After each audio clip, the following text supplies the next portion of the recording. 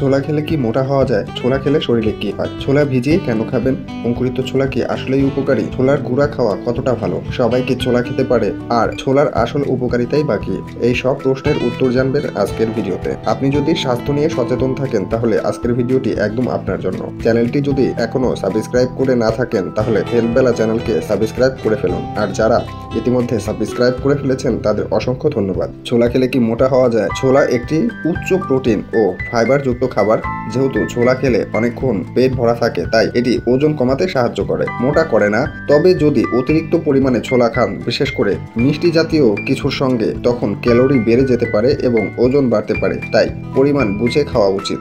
ছোলা খেলে শরীরে কি হয়? ছোলা খেলে শরীরে শক্তি আসে। এটি দেহে iron, protein, vitamin B, calcium, magnesium সহ অনেক পুষ্টি সরবরাহ করে। নিয়মিত ছোলা খেলে হজম শক্তি বাড়ে, কোষ্ঠকাঠিন্য দূর হয় এবং রক্তে শর্করার পরিমাণ নিয়ন্ত্রণে থাকে।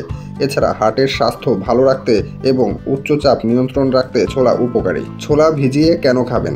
ভিজিয়ে ছোলা খাওয়া শরীরের জন্য সবচেয়ে উপকারী, কারণ শুকনো ছোলার তুলনায় ভিজানো ছোলা সহজে হজম হয় এবং এর মধ্যে থাকা মিনারেলগুলো শরীরে সহজে শোষিত হয় এবং পেটের গ্যাস ও অস্বস্তিও কম হয়। তাই রাতে ভিজিয়ে সকালে খাওয়াই সবচেয়ে ভালো। অঙ্কুরিত ছোলা কেন খায় মানুষ? অঙ্কুরিত ছোলা মানে যে ছোলা থেকে অঙ্কুর গজেছে সেটা অনেক বেশি পুষ্টিকর। ছোলায় যখন অঙ্কুর আসে তখন তার মধ্যে ভিটামিন সি, বি কমপ্লেক্স ও এনজাইম তৈরি হয়, যা রোগ প্রতিরোধ ক্ষমতা বাড়ায় এবং শরীরকে শক্তি দেয়। অঙ্কুরিত ছোলা নিয়মিত খেলে ডায়াবেটিস নিয়ন্ত্রণে থাকে এবং হজম শক্তি উন্নত হয়। ছোলা গুঁড়ো করে কেন খাবেন?